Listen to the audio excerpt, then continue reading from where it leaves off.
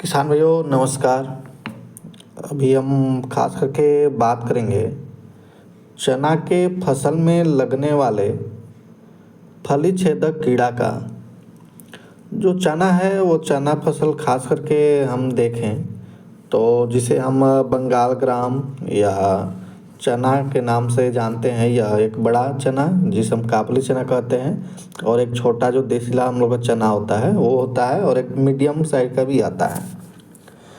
तो इसमें जो खास करके भारत में रबी फसल के चना जो है वो एक मुख्य फसल के रूप में उसकी खेती किया जाता है। और ये जो है इसे हम लोग प्रोटीन के प्रमुख स्रोत प्रमुख पोषक तत्व के रूप में सेवन के लिए भी किए जाने के लिए दालों का राजा भी माना जाता है।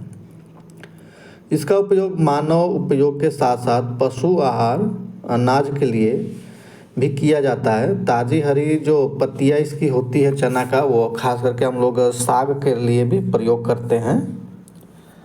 और जो जबकि चना का जो भूसा होता है वो मवेशी जानवरों को खिलाने के लिए बहुत एक आदर्श चारा होता है।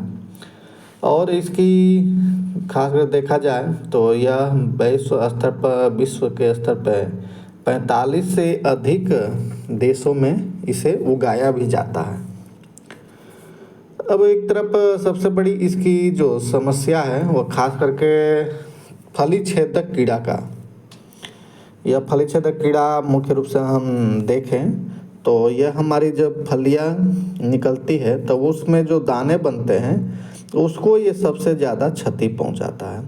और यही हमारे फसल का मुख्य, हम आर्थिक अगर बात करें, जो लाभ वाला जो बात करें, तो यह उसकी फलियां ही होती है जो हमें लाभप्रद देती है।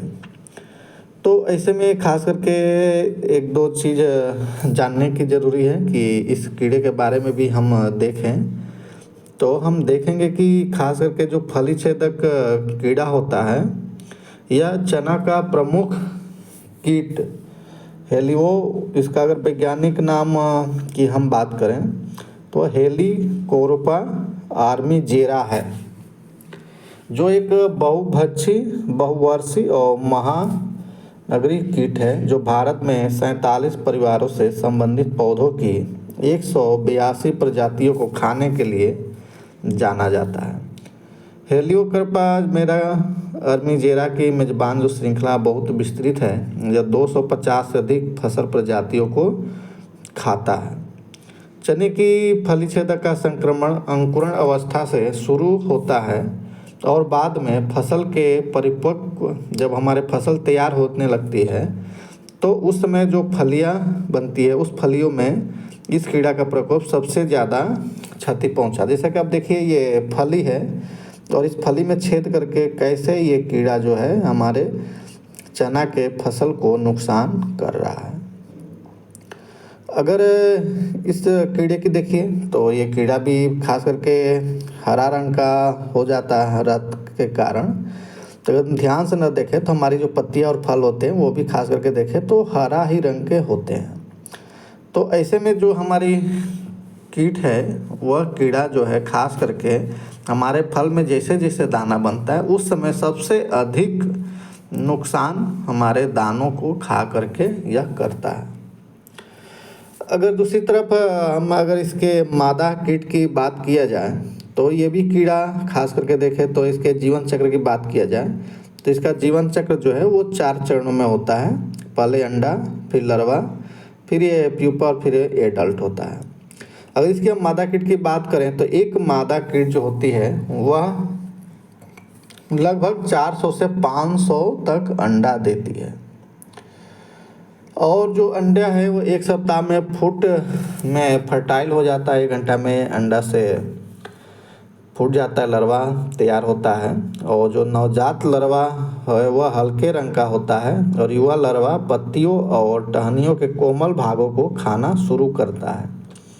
जब फलियां बनती है तो यह फलियों को खाता है और larva बाहर आते ही एक फली से दूसरी फली पर जाता है और 3 सप्ताह में पूरी तरह से भर जाता है।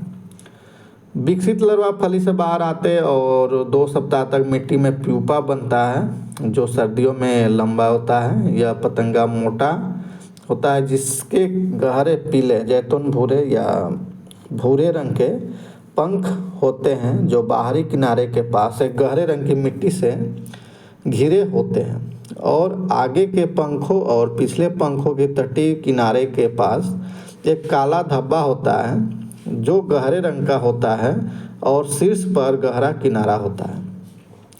नुकसान की प्रकृति कीट पूरे वर्ष सक्रिय रहता है, लेकिन चनों के नुकसान की बात किया जाए तो चना को खास करके नवंबर, मतलब यहाँ देखा जाए तो अक्टूबर से नवंबर में हम चना की बुआई करते हैं। तो यह नवंबर से मार्च तक, जब तक मार्च के महीने तो अप्रैल में हमारे फसल चना की कटाई होता है, फलियाँ जब तक अभी बनती है, फलों में दाने लगते हैं, तब तक यह चना के फसल को देखें तो यह नुकसान पहुंचाता है। नुकसान लार्वा द्वारा पहुंचाया जाता है जो पत्तियों को खाते हैं। शुरुआती चरणों में अंकुरित अगर चना होता है उस समय भी अंकुरण भाग को भी खाता है। अगर फली बनने के समय यह फली में छेद करके और अपना सिर उसमें घुसा कर विकसित हो रहे अनाज को खाता है। अब देखें तो ये अपना जो सिर है उस सिर को इस फली में ही घुसा दिया है और उसमें घुस करके उसमें दाने को ही खाता है।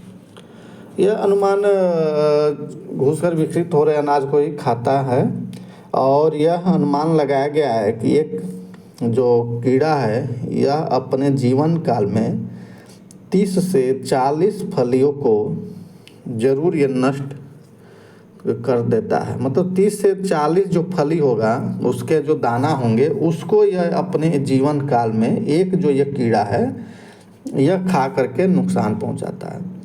अगर अधिक कीड़ों के प्रकोप हो जाए तो यह कीड़ा 20 से 50% तक हमारे चना के फसल को यह सीधे सीधे नुकसान पहुंचाता है। और इसके मार्च अप्रैल में जब इसकी कटाई हो जाता है, कटाई के बाद यह कीड़ा जो है चना के फसल की कटाई के बाद आप देखें तो यह टमाटर की जो फसलें होती है उस पर फिर ये चला जाता है और पके हुए फल को खाता है जिससे फल में अधिक सड़न की समस्याएं भी आती है।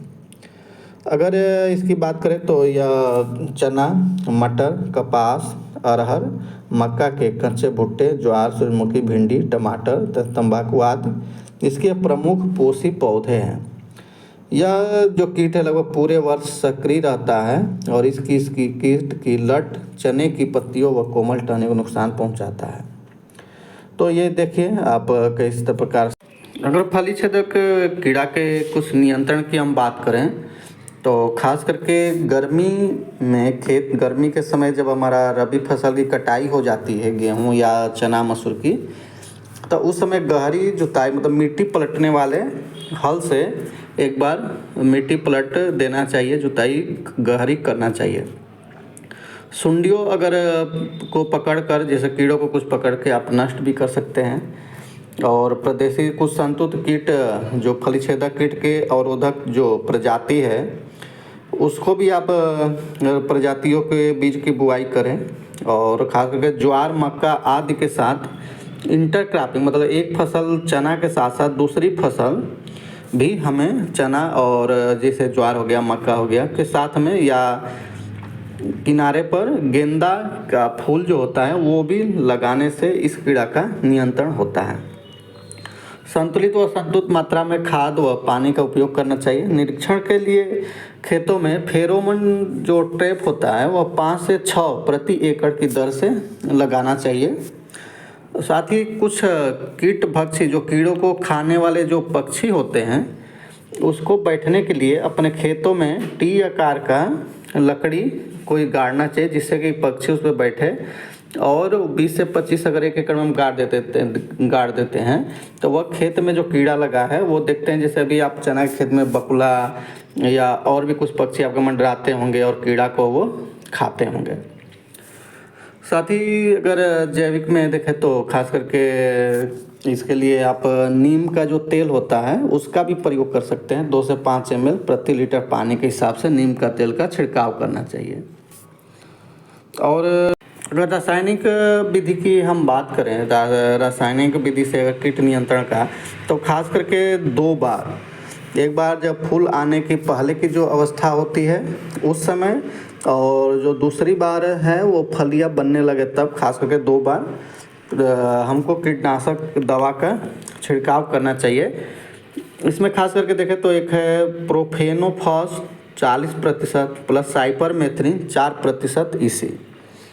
इस दवा को 400 ml दवा को 150 से 200 लीटर पानी में घोल करके फसलों पर 1 एकड़ खेत में इसका हम छिड़काव करें तो ये हमारे कुछ कीड़ा को नियंत्रण इससे हम कर सकते हैं।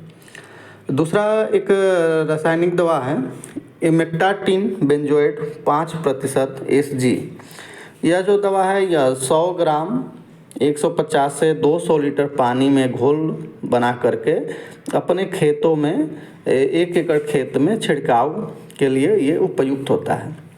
तो किसान भाई आप देख सकते हैं कि ये कैसे ये फलियों को छेद किया हुआ है, इसमें के सारे दाने को ये कीड़ा जो खा चुका है।